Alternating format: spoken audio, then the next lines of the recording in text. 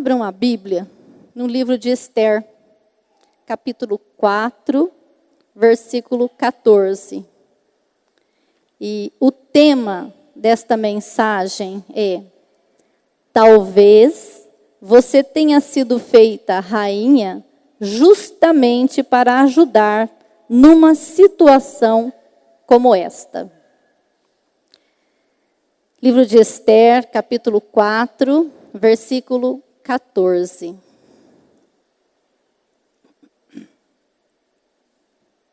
Se você ficar calada numa situação como esta, do céu virão socorro e ajuda para os judeus, e eles serão salvos, porém você morrerá e a família do seu pai desaparecerá.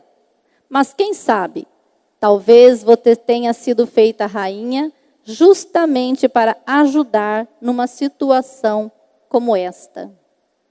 Igreja, este versículo consta do livro de Esther e é parte do relato da rainha Esther, que era apenas uma moça judia, pobre, que vivia exilada. Ela tinha sido levada junto com sua família, junto com os outros judeus, para o reino persa.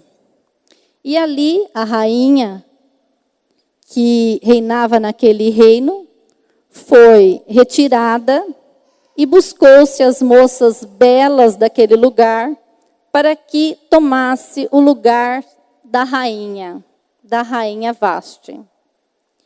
Esther, ao adentrar o palácio, ela já achou graça diante do cuidador. E ela teve lugar de privilégio. E depois do tratamento, ela foi apresentada ao rei. Então, ela foi tirada do seu povo, afastada, foi viver no palácio. E o rei se agradou dela e ela se tornou rainha, sem saber mais do que se passava fora do palácio. Mas, passado-se algum tempo, um homem que estava, o general do exército desse rei, que estava abaixo dele, que não gostava dos judeus, decretou uma lei, com o apoio do rei, seu marido, de que os judeus seriam exterminados.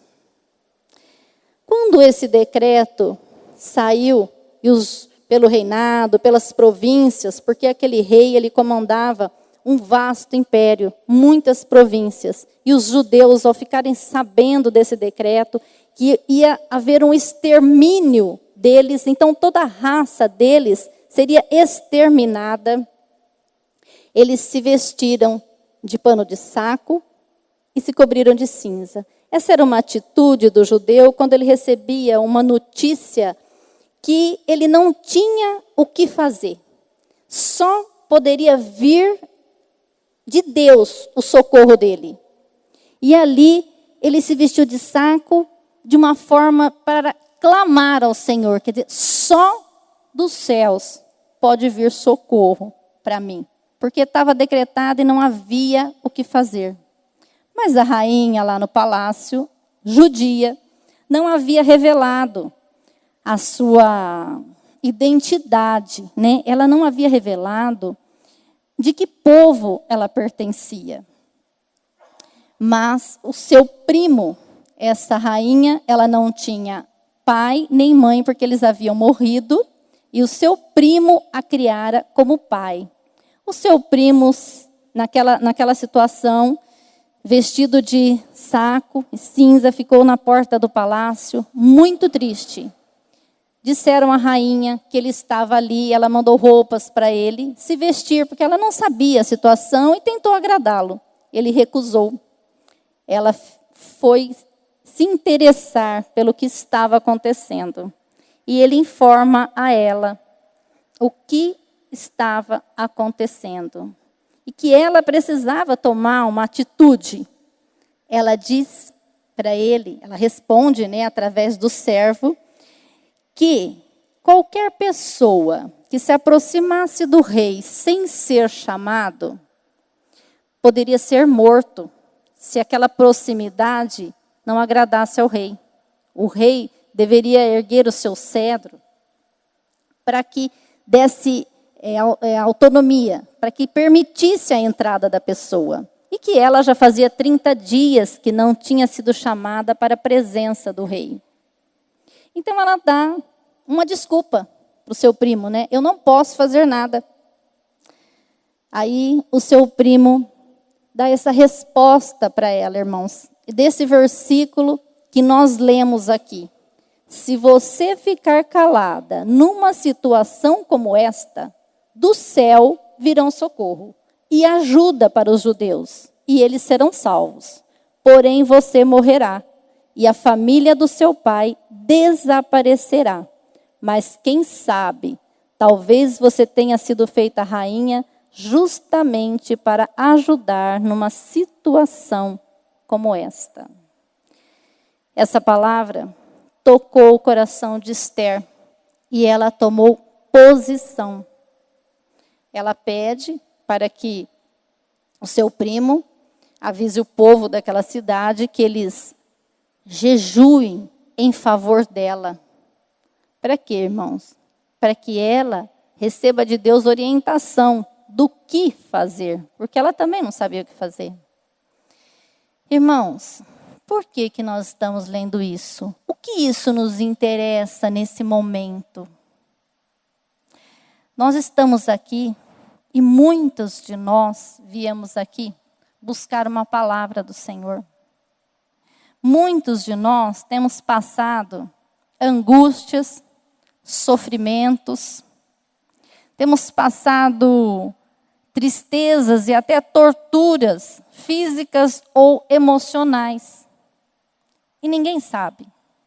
Isso acontece dentro de casa, isso acontece às vezes com um familiar, e nós nos dirigimos à presença do Senhor, porque às vezes nós pensamos assim, porventura o Senhor terá um socorro para mim? Com certeza, o Senhor tem socorro. Porque a situação difícil que você está vivendo, ela não está prejudicando apenas você. Ela está prejudicando o teu convívio. Ela está prejudicando o teu lar, ela está prejudicando o teu trabalho. Ela está prejudicando, trazendo prejuízo, não apenas para você, mas para muitas pessoas. Então, hoje, nós vemos que, como a nossa irmã já falou, é véspera de um dia especial. Muitos já estão comemorando, né? Já estão se parabenizando por ser o Dia da Mulher. Esse dia, irmãos, alguns já devem ter pesquisado, nós vemos que esse dia é comemorado, mas ele foi instituído ou tentado ser instituído há muitos anos atrás, irmãos. Quando mulheres, né, pela falta de recursos dentro do lar, precisavam sair para trabalhar, saíam para trabalhar, mas elas não tinham o reconhecimento do seu trabalho. E isso foi muito penoso para as nossas irmãs do passado. Elas tiveram que lutar. Muitas morreram para que fosse reconhecido os seus direitos. Os direitos que hoje nós temos, os direitos que hoje nós desfrutamos. Muitas mulheres morreram para que nós tivéssemos esses direitos hoje. Então nós vemos, irmãs, que a mulher, ela é uma pessoa forte. Ela é uma pessoa especial. Então, independente da luta que as mulheres têm vivido, têm sofrido, você e eu somos especiais. Quando Deus criou o homem, Ele disse que criou a sua imagem e semelhança. Mas Ele também diz, Homem e mulher os criei, a minha imagem e semelhança. Não é apenas o homem que é a imagem e semelhança de Deus. Eu e você também somos. E o homem nasceu de uma mulher. Porque primeiro foi criado o homem. Do homem, Deus criou a mulher. Como também nós já ouvimos aqui. Por que que a mulher foi criada? Porque para o homem não havia uma companheira. Não havia uma igual. Não havia alguma que pudesse lhe corresponder, que pudesse lhe auxiliar, que pudesse caminhar com ele. Então Deus fez a mulher. Mas ele fez a mulher para que fosse companheira do homem. Que fosse a auxiliadora do homem. Então a palavra do Senhor diz assim, olha, em Gênesis 2:18. Disse mais o Senhor Deus, não é bom que o homem esteja só. Far-lhe-ei uma auxiliadora que lhe seja idônea. Então, Deus diz, eu vou fazer uma mulher para o homem com capacidade para auxiliá-lo, com aptidão para auxiliá-lo, para caminhar com ele. Aí a gente pode pensar assim, principalmente as mulheres que estão passando dificuldade, podem dizer, mas a minha dificuldade é justamente o homem que está do meu lado. Terrível, não? Muito. Mas, mulheres, nós, no decorrer dos anos, nós, com as lutas, com o desejo de ser reconhecido o nosso trabalho, que realmente um desejo necessário, um desejo que alcançou vitórias para nós hoje, só que o inimigo se aproveitou dessas lutas para confundir as ideias também. Porque as mulheres também têm se dedicado muito ao trabalho. Por quê? Porque elas também têm sonhos, ou elas compartilham os sonhos dos seus esposos, né? E, com tudo isso, perdeu-se a sensibilidade. Quantos de nós nunca ouvimos dizer que a mulher é muito mais sensível que o homem? É ou não é? A mulher é mais sensível que o homem. Ela tem muito mais sensibilidade. Só que na correria do dia a dia, as frustrações que ela tem sofrido, ela tem perdido essa sensibilidade que faz ela ser amorosa, carinhosa. O homem, ele sai, ele vai trabalhar, ele chega cansado, aí a gente sai, vai trabalhar também e chega cansada. Mas quem que é a auxiliadora capacitada para estar ao lado do homem? A mulher. Mas se ela for igual a ele, quem é que vai socorrer os dois? Irmãs, ser auxílio é bênção do Senhor. Bênção do Senhor. E quando a gente está cansado, a gente não quer ser auxílio de ninguém, não. A gente quer ser auxiliado. Então, nós, mulheres, nós precisamos pesar tudo isso. O quanto o que nós estamos ganhando, ajuntando com as nossas mãos, está trazendo benefício para nós. O quanto? Será que nós não estamos ajuntando e a nossa descendência está perdendo o que nós estamos ajuntando? Porque nós saímos, o nosso marido sai e nós saímos. Até agora eu falei do homem e da mulher. E os filhos, que a palavra do Senhor diz que são herança do Senhor. Então a herança do Senhor são os filhos. E o que a gente está fazendo com eles? Colocando babá para cuidar. Então a herança que Deus deu para nós estamos colocando aos cuidados de outras pessoas. Não que eles serão mal cuidados, não é isso, irmãos. Mas amor de pai e mãe é diferente. A família foi constituída para que, através do exemplo, nós pudéssemos viver cada dia melhor. Se os filhos não conseguirem ver o exemplo dos seus pais em amor, em companheirismo, como eles serão? Eu acho que todos aqui já têm a resposta. Eles serão como os filhos que têm crescido hoje no meio de nós.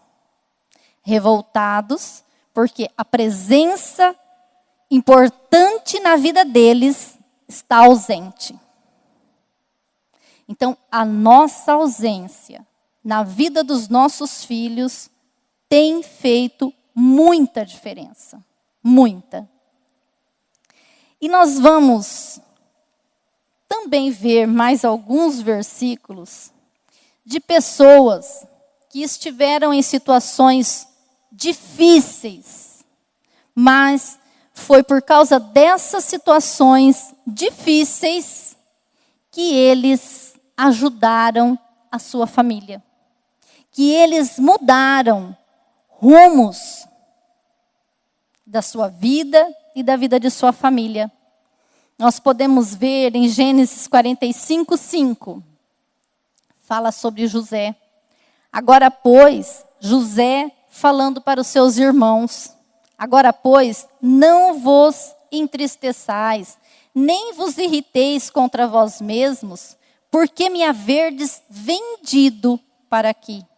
José está falando para os irmãos que agora estão muito preocupados, porque José é o governador do Egito, e quando ele foi vendido, seus irmãos eram superiores a ele. Mas naquele momento, eles dependiam totalmente, a vida deles estava na mão de José. Mas José diz: não vos entristeçais, nem vos irriteis contra vós mesmos, por ter-me haverdes vendido para aqui. Porque, para a conservação da vida, Deus me enviou adiante de vós. Então, José adquire maturidade. A confiança de José em Deus o ajudou a vencer todas as dificuldades que ele viveu após ser vendido para o Egito. E ele, nesse determinado ponto, ele descobre por quê, que ele já havia descoberto quando ele começou a governar o Egito, por que Deus o havia levado para lá. No Egito, irmãos, não havia um homem de Deus capacitado para preservar a vida. E Deus quer preservar a nossa vida, irmãos. Ele não quer que nenhum se perca. E ele usa José para preservar a vida do Egito e a vida da família de José. E também, pensando, meditando nessa palavra, o Senhor me fez lembrar também de uma menina que, num momento também de sofrimento, de exilada, ela usa uma palavra que traz salvação a um grande homem, que é Naamã. Naamã, um grande general da Síria, conquistou batalhas, venceu muitas guerras, porque o Senhor assim quis usá-lo para que ele fosse vitorioso, mas ele era leproso. Ele era um homem doente, um homem que lutava, vencia, ia para a guerra, um homem importante, mas um homem doente. Ele não sabia o que fazer por ele mesmo. Ele fazia por muitos, ele fazia pelo seu estado, mas ele não fazia por ele. Mas uma menina que foi levada cativa de Israel para a Síria, foi trabalhar na casa de Naamã. E ela viu que Naamã era doente. Ela simplesmente diz para sua senhora, isso está em 2 Reis, no capítulo 5, no versículo de 1 a 3. Essa menina diz assim: tomara o meu senhor estivesse diante do profeta que está em Samaria, ele o restauraria da sua lepra. Irmãos, o que nós vemos aqui? Fé no coração de um exilado. Fé no coração de uma menina que estava sendo cativa no meio de um povo estranho, que tinha procedimentos, que tinha regras, que tinha vivência e convivência diferente da dela. Nem por isso ela escondeu aonde tinha solução para o seu patrão. E Naamã, a maioria que já sabe, ele realmente foi para Samaria e ele alcançou a libertação da sua enfermidade. Por quê? Uma menina foi usada para despertá-lo. E também nós vemos, irmãos, que Davi, quando ele vence Golias, quem era Davi quando ele venceu Golias? Ele não era um soldado, irmãos. Ele era um jovem pastor de ovelhas, que não tinha ido para a guerra.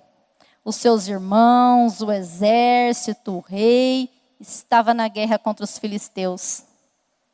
E Davi estava em casa. Mas Davi obedece a seu pai, que o envia para ver como iam os seus irmãos que estavam na guerra. Então, Davi chega lá, vê o que está acontecendo e tem uma atitude. Ele tem uma atitude de fé. E pela atitude de fé dele, ele é usado e vence o gigante. E é uma passagem que agrada ao nosso coração. A fé que Davi exerceu quando venceu aquele gigante. Irmãos, tudo isso nós estamos vendo, por quê? Porque por muitas vezes nós estamos em determinados momentos da nossa vida e nós não compreendemos por que nós estamos ali. José não compreendia por que ele foi levado para o Egito. A menina que foi trabalhar na casa de Naamã, ela não compreendia qual era a sua serventia ali na casa de Naamã. Davi, para que ele tinha que ir lá na guerra? Para vencer o gigante. E Zaqueu, irmãos? Zaqueu, vocês também sabem sobre Zaqueu. Zaqueu, um pequeno homem, um cobrador de impostos. Pelo que se conta, ele não era um homem que tinha a sua vida regular. Ele pode ser chamado assim de um pouco de trapaceiro, né? Porque ele cobrava impostos e provavelmente ele cobrava exageradamente. Ele era um homem muito rico, mas ele sentiu no seu coração o desejo de ver Jesus. Eu quero ver Jesus. E Zaqueu se esforça. Eu vou subir nessa árvore, Jesus vai passar e eu vou ver. Quando ele fez isso, ele também não sabia o que ia acontecer. Mas aconteceu, irmãos, um milagre. Algo grandioso aconteceu na vida de Zaqueu. porque o Senhor Jesus, quando passava por ali, olhou para cima e disse para Zaqueu: desce, porque hoje me convém estar em tua casa. E quando Jesus entra, há salvação. E houve salvação na vida de Zaqueu, na casa de Zaqueu, irmãos.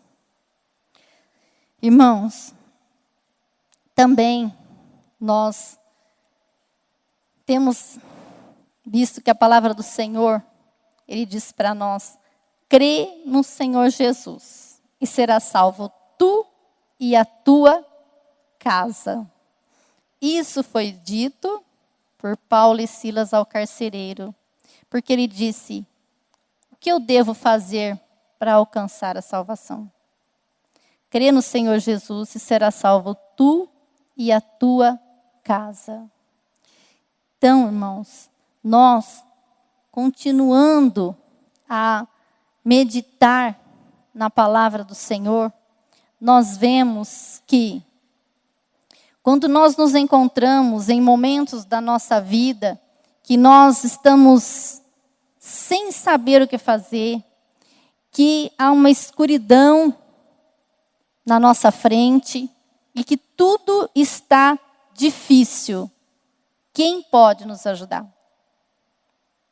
Se você veio hoje ouvir o que Deus tem para você, se você que está na rádio ouvindo a mensagem e se perguntando o que Deus tem para mim, Deus tem salvação, Deus tem livramento, Deus tem uma nova vida para você.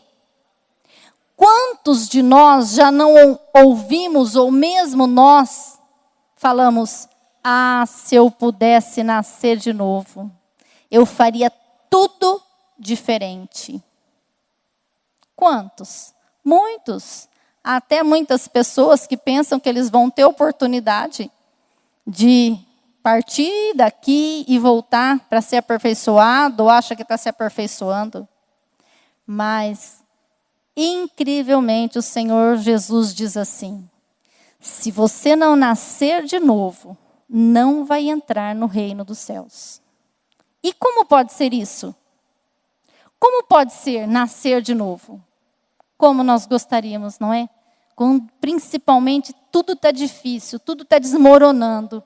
Nós queríamos começar tudo de novo. E o Senhor Jesus diz para nós, né? Vinde a mim, todos que estáis cansados e sobrecarregados, e eu vos aliviarei.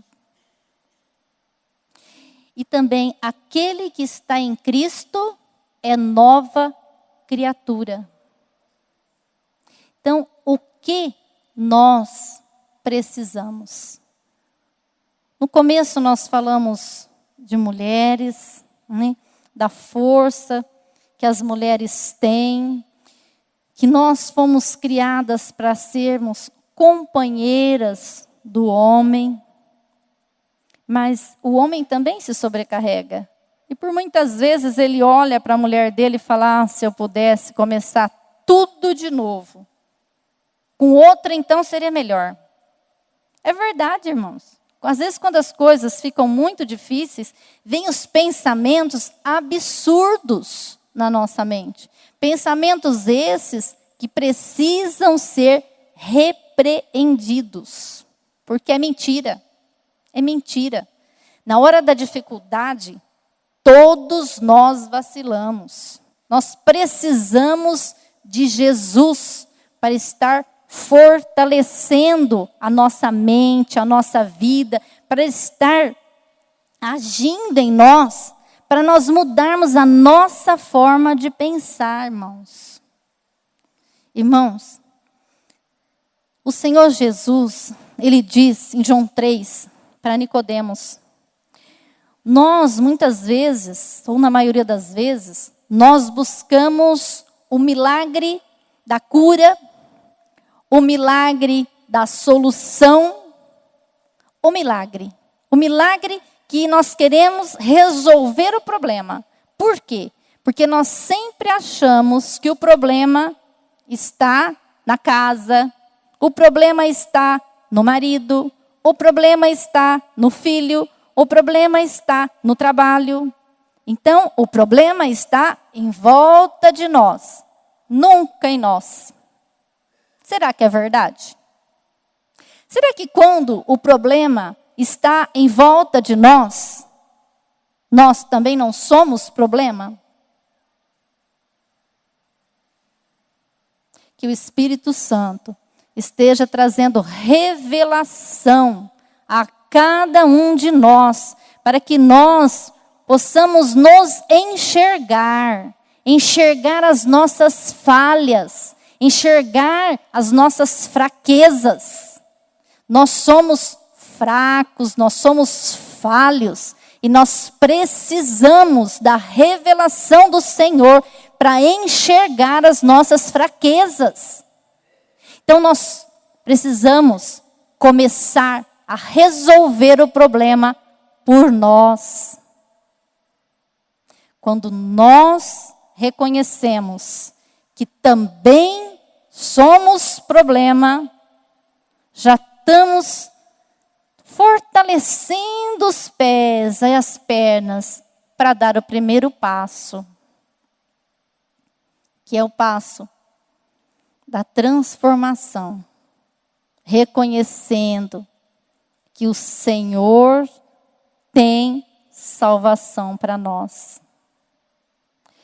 Isso nós entendemos quando nós conhecemos a palavra de Deus, porque nós passamos a refletir e a meditar e sabemos que o que o Senhor tem para nós, quando Ele diz que vinde a mim os que estáis cansados e sobrecarregados, e eu vos aliviarei.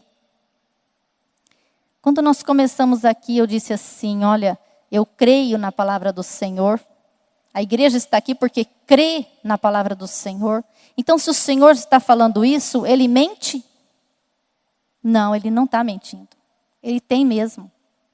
Mas nós precisamos tomar posse disso. Nós precisamos entregar o fardo para o Senhor. Se nós nos aproximamos do Senhor, mas continuamos carregando o nosso fardo, nós continuamos enxergando a nossa família com um problema, o nosso trabalho é um problema, e tudo que está em volta de nós é um problema, nós estamos designando, nós estamos assumindo qual o papel? De santos, porque se todos são problema, e nós somos o quê? Santos. Irmãos, quem pode nos ajudar? Jesus. Como? Pedindo a Ele a vida nova que Ele tem para nós. Nós precisamos ser nova criatura em Cristo Jesus. Precisamos buscar isso do Senhor. Precisamos ser transformados. Precisamos ser as vidas que o Senhor deseja que sejamos. Porque se continuamos apenas enxergando o problema, aonde está a fé que o Senhor fala para nós que é o quê? O que é a fé? É o escudo. A fé é o escudo que vai nos defender dos dardos inflamados do maligno. Agora, quando nós enxergamos só problema, nos consideramos os melhores e não estamos fazendo nada, cadê a nossa fé? Cadê o nosso Deus? Nós precisamos ser diferentes. Nós, muitas vezes, achamos ruim quando temos compromissos na igreja, quando temos trabalhos na igreja. Por quê? Porque nós já trabalhamos o dia inteiro e estamos cansados. Nós queremos descansar. Só que esse descansar realmente traz descanso para nós? Irmãos, nós precisamos refletir. Muitas vezes nós precisamos mesmo dormir, descansar o nosso cérebro, o nosso corpo. Mas quantas vezes nós fazemos isso? Nós deixamos de vir à igreja e fazemos o que em casa? Ligamos a televisão. Se eu estiver mentindo, vocês me perdoem. Mas nós ligamos a televisão. Só que hoje, com o mundo moderno em que nós vivemos, a gente deixou um pouco a televisão. Ou faz-se assim, liga a televisão, senta na frente dela e pega o celular. Por quê? Porque ouvir a televisão está sendo pouco. Então precisa ligar a televisão e pegar o celular. Por quê? A televisão está falando aquilo ali, vai falando, mas a gente já está cansado de ouvir. Então vamos lá no celular procurar alguma coisa diferente. O que acontece com o cérebro? O que acontece? Gente, irmãos, mulheres, homens, famílias, fica cheio de sujeira. Sujeira. Por quê? Nós achamos que não está entrando nada, não vi nada hoje. A televisão ficou ligada, celular ficou ligado, mas não vi nada. Nós é que não sabemos o que o nosso cérebro está registrando. O nosso cérebro, os nossos olhos estão vendo aquilo ali. O nosso corpo, o nosso ser, a nossa alma está sendo impregnada das impressões daquilo que os nossos olhos estão vendo. Então a sua alma fica cansada. Por quê? Porque você tem visto coisas que não te engrandece, que não te traz refrigério, que não te traz satisfação, que não acrescenta nada de bom na tua vida. Agora, se você vem para a igreja, se você ouve a palavra do Senhor, se você ouve um louvor abençoado, que glorifica o nome do Senhor, que exalta a presença do Senhor no meio do seu povo, o que é isso? Não é refrigério para a alma. É que nós, na nossa carnalidade, nós não conhecemos a dimensão do que os nossos olhos veem e os nossos ouvidos ouvem. A palavra do Senhor diz que a nossa fé, a fé, vem pelo ouvir a palavra do Senhor. Então, quanto nós estamos ouvindo do que se passa no mundo e do que se passa na palavra do Senhor? Quanto? Pronto. Aí já está o termômetro para saber como que está a minha vida, a tua vida, a minha fé e a tua fé. Por aí nós já sabemos. E é com esforço que nós alcançamos o reino dos céus. Então, irmãos, eu quero também meditar com vocês sobre um pouco mais sobre a mulher. Você, mulher que está passando dificuldade, ou você é solteira, ou você é casada, porque se você for casada, você precisa olhar para você e olhar para a palavra do Senhor. O que é que Deus fala para a mulher casada? Ela seja submissa ao seu marido. Submissão, irmãos, não é ser capacho, não é ser pisado. Não, não é isso.